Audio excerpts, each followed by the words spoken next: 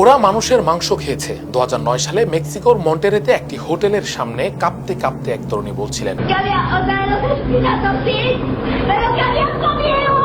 21 বছর বয়সী সেই তরুণী ছিলেন মডেল গেব্রিয়েলা রিকো ডিমেনেজ। সেই ভিডিও তখন ভাইরাল হয়েছিল। অভিজাত এক পার্টি থেকে পালিয়ে এসে দাবি করছিলেন ভেতরে এমন কিছু দেখেছেন যা স্বাভাবিক মানুষের কল্পনার বাইরে। কিছুদিনের মধ্যেই তিনি জনসম্মুখ থেকে উধাও হয়ে যান। আজও তার কোনো নিশ্চিত খোঁজ নেই। সেই সময় এটাকে উন্মাদনা, ড্রাগ ইনডিউসড বিভ্রম কিংবা মিডিয়ার গুজব বলে উড়িয়ে দেওয়া হয়েছিল। কিন্তু সময়ের সাথে সাথে প্রশ্নটা আরো ভারী হয়ে উঠছে। যদি সে একা না হয়, যদি সে এমন কিছু দেখে ফেললে থাকে যেটা দেখার কথা ছিল না। পৃথিবীর সবচেয়ে কার্যকর নিয়ন্ত্রণের অস্ত্র দুটি, টাকা আর যৌনতা।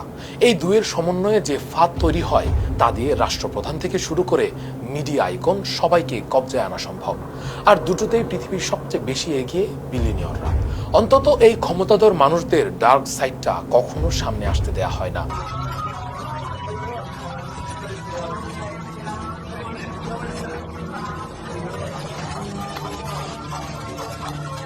তাদের secrecy, satanic ritual, sexual perversion এত গভীর এবং এত নির্মম ও বিকৃত যা সাধারণ মানুষ দেখলে বা শুনলে সহ্য করতে পারবে না। এক কথায় তাদের ডার্ক সাইড মানে এমন কয়েকটা জিনিস থাকবে, অর্থাৎ শয়তানি চর্চা, হিউম্যান স্যাক্রিফাইস আর অসুস্থ যৌনতা। যেহেতু তাদের জন্য স্বাভাবিক আনন্দে কাজ হয় না, সেহেতু এরা ফিশ ফেটিশ থেকে ক্যালিভালিজম সহ যত রকমের অসুস্থ চিন্তা আছে সবকিছুই ট্রাই করে।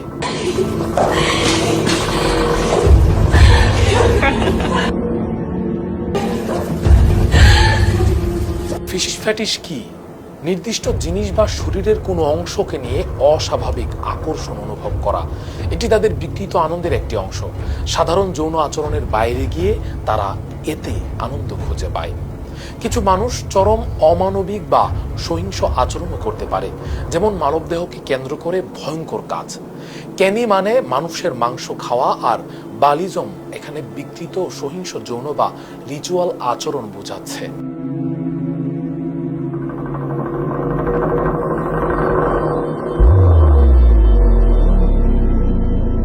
জেফ্রি অ্যাপস্টেইন নামটা ঠিক এই জায়গাতেই ভয়ঙ্কর হয়ে ওঠে। অ্যাপস্টেইন প্রকাশ্যে ছিল বিলিয়নদের অর্থ ব্যবস্থাপক। 1982 সালে যে অ্যাপস্টেইন অ্যান্ড কোং খুলে সে ঘোষণা দেয় তার ক্লায়েন্ট হতে হলে অন্তত $1 বিলিয়ন মালিক হতে হবে। বিনিয়োগের পাশাপাশি কর, দাতব্য কাজ, সামাজিক মর্যাদা সব সামলানোর মাধ্যমে সে ক্ষমতার কেন্দ্রের ভেতরে ঢুকে পড়ে। কিন্তু আড়ালে ছিল সম্পূর্ণ ভিন্ন এক জগৎ। অল্প বয়সী মেয়েদের পাচার, তাদের দিয়ে আরো মেয়েদের আনার পিরামিড কাঠামো, ব্যক্তিগত দ্বীপ ও বিলাসবহুল বাড়িতে তথাকথিত মেসাজ এর আড়ালে যৌন নিপীড়ন। এসব অভিযোগ একের পর এক সামনে আসে। ভুক্তভোগীদের বক্তব্যে বারবার উঠে আসে একই কথা, এটা বিচ্ছিন্ন অপরাধ না, এটা ছিল একটি সিস্টেম। এই সিস্টেমের পরিচালনায় অ্যাপস্টেইনের সহযোগী ছিল গিসলেইন ম্যাক্সওয়েল। তার বাবা রবার্ট ম্যাক্সওয়েলের ইসরায়েলি গোয়েন্দা সংস্থার সাথে সম্পর্ক ছিল। রহস্যজনক মৃত্যু এবং পরবর্তী সময়ে রাষ্ট্রীয় সম্মান সব মিলিয়ে সন্দেহ আরো গভীর হয়। 2005 সালে ফ্লোরিডার প্রথম আনুষ্ঠানিক অভিযোগ ওঠে। তদন্তে বহু ভুক্তভোগীর সাক্ষ্য মেলে। FBI এর হাতে ছিল ডজন ডজন অভিযোগ, 53 পৃষ্ঠার চার্জশিট। স্বাভাবিক নিয়মে যার যাবজ্জীবন হওয়ার কথা সে পেল মাত্র 18 মাস, তাও বিশেষ সুবিধা সহ। সেই চুক্তির পেছনে ছিলেন তৎকালীন অ্যাটর্নি আলেকজান্ডার আকোস্তা, যিনি পরে ট্রাম্প প্রশাসনের মন্ত্রী হন। অ্যাপস্টেইনের নামের সঙ্গে একে একে জড়িয়ে পড়তে থাকে পরিচিত মুখগুলো: Donald Trump, Bill Clinton, Bill Gates, Elon Musk, flight log. প্রশ্ন থেকেই যায়, একই নেটওয়ার্কে এত ক্ষমতাধর মানুষের উপস্থিতি কাকতালীয় কিভাবে? 2019 সালে কারাগারের ভেতরে অ্যাপস্টেইনের মৃত্যু সবকিছুকে আরো ঘোলাটে করে তোলে। নজরদারির ফাঁক, অকার্যকর ক্যামেরা, হারানো ফুটেজ সব মিলিয়ে বিচার প্রক্রিয়া মাঝপথে থেমে যায়। ভুক্তভোগীরা ন্যায় বিচার পায় না, আর নেটওয়ার্কের বড় অংশ অন্ধকারে থেকে যায়।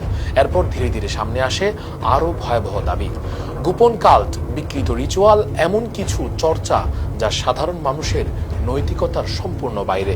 এসব এখনো আদালতে প্রমাণিত নয়, কিন্তু সাবেক গোয়েন্দা কর্মকর্তা এবং অনুসন্ধানী সাংবাদিকদের বক্তব্যে একটি বিষয় স্পষ্ট, এগুলো কেবল যৌন অপরাধ না, এগুলো ছিল নিয়ন্ত্রণের কৌশল, ব্ল্যাকমেইল, ভয় লজ্জা সবকিছু ব্যবহার করে ক্ষমতাধরদের বশে রাখা।